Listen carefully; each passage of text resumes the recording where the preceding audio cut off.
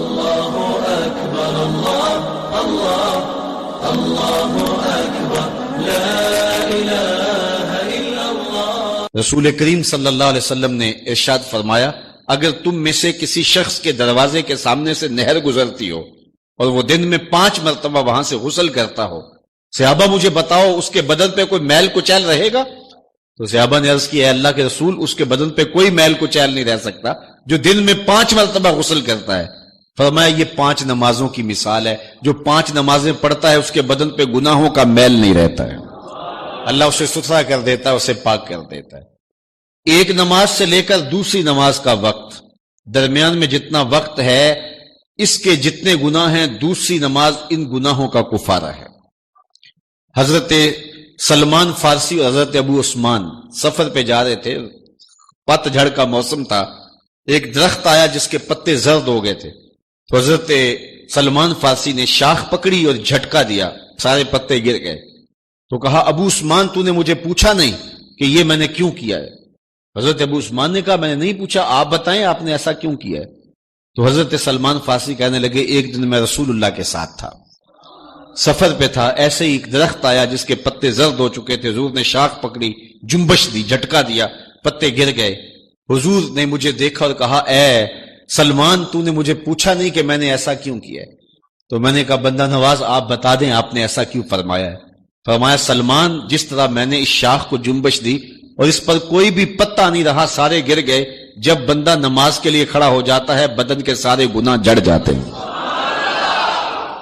اللہ کی توفیق سے میرا خیال ہے کہ آپ سارے لوگ نمازی ہوں گے، اور میری مائیں بہنیں اور بیٹیاں جو تشریف لائی ہیں انہیں بھی 5 گانا نماز کا شعور اور توفیق نصیب ہوگی۔ آج ہم یہاں سے عزم کر کے جانا ہے کہ ہمارے خاندان میں، ہمارے رشتہ داروں میں، ہماری اولادوں میں اگر بدقسمتی سے کوئی بے نمازی ہے تو آج عزم کر کے جائیں کہ وہ بے نمازی نہ رہے، اتنے زور سے تبلیغ کریں گے کہ وہ نماز پڑھنے پہ مجبور ہو جائیں گے۔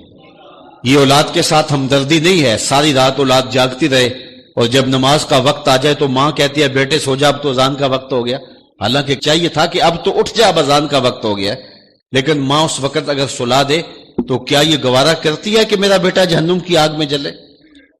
ماں اپنی اولاد کو جگائے، اس سے ہمدردی یہ نہیں ہے کہ اب اس کو سونے دے، بیچارہ ساری رات جاگتا رہے۔ ساری رات جاگنے کا اسے حکم کس نے دیا تھا؟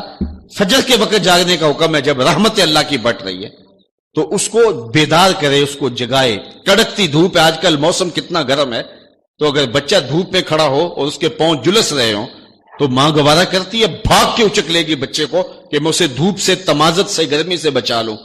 تو کیا حشر کی کڑکتی دھوپ میں بیٹا پسینے میں شرابور ہو اور وہ پسینہ آگ سے بھی زیادہ گرم ہو تو کوئی ماں یہ گوارا کرتی ہے؟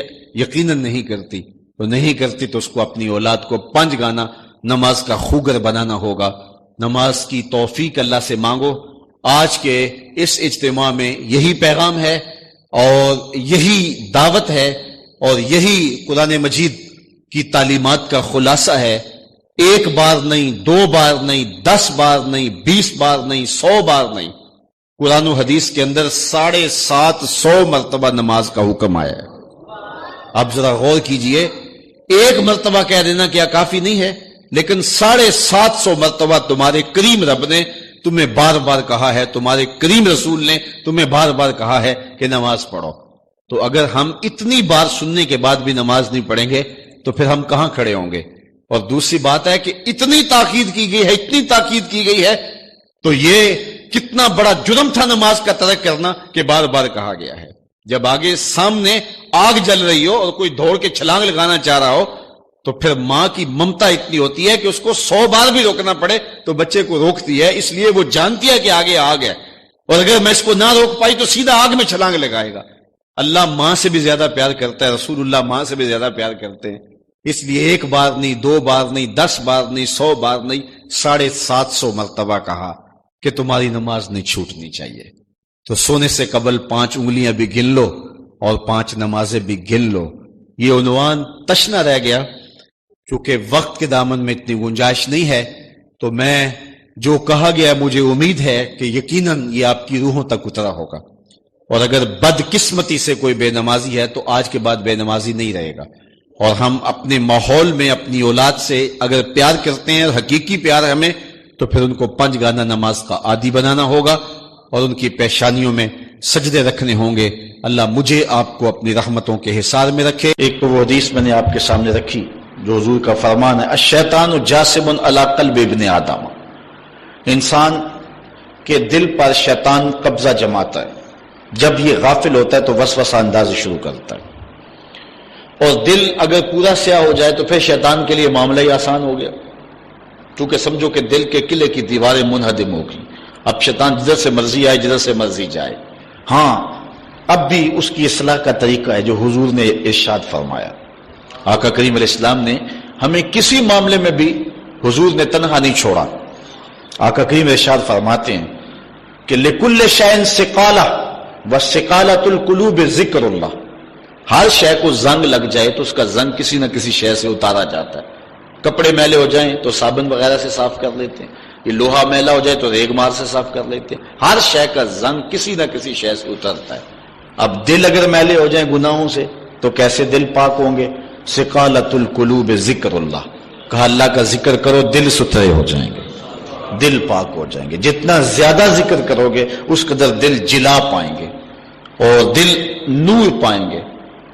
اور بزرگ صوفیہ فرماتے ہیں جب کوئی بندہ ذکر کرنے بیٹھتا ہے اور ایک مرتبہ کہتا ہے اللہ، تو اللہ تعالیٰ اس کی طرف نظر رحمت سے دیکھتا ہے، اور جس کی طرف اللہ نظر رحمت سے دیکھتا ہے اس کے 70 گناہ جل کے راکھ ہو جاتے ہیں.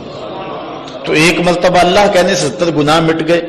پھر یہ بار بار تکرار کرتا رہا تو دل جو ہے وہ آہستہ آہستہ مصفہ ہونا شروع ہو جاتا ہے، دل سیکل ہونا شروع ہو جاتا ہے، دل پاکیزہ ہونا شروع ہو جاتا ہے. اس کے اوپر سے غلاظت، گندگی اور جو دل کے اوپر چڑھا ہوا غلاف ہے وہ اتر جاتا ہے اور دل پھر انوار پانے لگتا ہے. پھر اس کو ذکر بھی چاشنی دیتا ہے، اس کو فکر بھی لذت دیتا ہے، اس کو نماز اور سجدے میں بھی سرور ملتا ہے. جب دل پر نور نہ ہو تو پھر شکایت یہ ہوتی ہے نماز پڑھتے ہیں سرور نہیں ملتا، نیک عمل کرتے ہیں لطف نہیں آتا. اصل وہ دلوں کے اوپر حجابات آ چکے ہیں، دلوں کے اوپر پردے آ چکے ہیں. اگر وہ اتر جائیں اور وہ کثرت ذکر کے ساتھ جو ہے وہ پردے اتریں گے. اب دل 4 طرح کے ہیں. القلوب اربع، دل 4 طرح کے ہیں. ایک دل قلب اجرد فیہ سراج یظہر، ایک مومن کا دل وہ بالکل ایسے ہوتا ہے جس طرح چراغ روشن ہوتا ہے، اور مومن کے پاس جو بیٹھے اللہ اس کے دل کو بھی نور کر دیتا ہے. چونکہ دلوں سے نور کی شعائیں نکلتی. کسی زمانے میں لوگ اس بات کو نہیں مانتے تھے جو عقل والے تھے، لیکن اس زمانے کے اندر موجودہ سائنس نے اسیری لہروں کو تسلیم کیا ہے، اور وہ کہتے ہیں کہ جو شخص نیک ہے اس کے بدن سے وہ لہریں نکلتی ہیں، اچھے اخلاق والا، اچھے کردار والا، اور دوسرے پر وہ مرتب ہوتی ہیں. اور جو بدکار ہے، برا شخص ہے، اس کے بدن سے وہ لہریں نکلتی ہیں اور دوسرے پر مرتب ہوتی ہیں. اور حضور علیہ السلام نے صدیوں قبل یہ بات بتائی. حضور نے فرمایا اچھے آدمی کی صحبت ایسے ہے کحامل المسک، جس طرح کستوری والا شخص ہوتا ہے، عطار کی طرح ہے کہ اس کے پاس اگر آپ بیٹھیں تو خوشبو آتی رہے گی. فرمایا یا تو تمہیں دے گا تحفہ، یا تم اس سے خرید لو گے، یا نہ وہ تحفہ دے گا نہ تم خریدو گے، لیکن جب تک بیٹھو گے مشام جام معطر رہیں گے، اور گھر آؤ گے تو لباس میں خوشبو بسی ہوئی ہوگی. اس لیے اچھے بندے کی صحبت کو حضور نے جو ہے وہ کستوری والے عطار سے حضور نے تشبیہ دی. اور جو برا شخص ہے اس کی مثال حضور علیہ السلام نے بھٹی والے سے مثال دی کہ جو شخص بھٹی والے شخص کے پاس بیٹھے گا یا تو کچھ چنگاری اڑے گی اور اس کے جسم اور کپڑوں کو جلا دے گی، اور اگر چنگاری اڑ کے اس کے بدن کو نہ بھی جلائے تو جتنی دیر بیٹھا رہے گا اس کی بدبو، اس کا دھواں اس کے لیے پریشانی کا باعث رہے گا. اس لیے اچھے آدمی کی صحبت کو اختیار کرنے کا حکم دیا. ہمارے مشائخ نقشبندیہ کا طریقہ یہ ہے، وہ کہتے ہیں کہ اچھے آدمی کی صحبت میں جا کے بیٹھ جاؤ، نہ تم کوئی بات کرو نہ وہ کوئی بات کرے، اس کے باوجود بھی من میں روشنیاں ہوں گی، من میں اجالے اتریں گے. اللہ اکبر. وہ میاں صاحب نے کہا تھا نا، چنگے بندے دی صحبت یارو جویں دکان اتاراں، سودا پاویں مول نہ لئیے ہلے آن ہزاراں. تو برے بندے دی صحبت یارو جویں دکان لوہاراں، تے کپڑے پاویں کنج کنج بھئیے چنکا پین ہزاراں. تو اب جل جانے کا اندیشہ بہر صورت موجود ہے.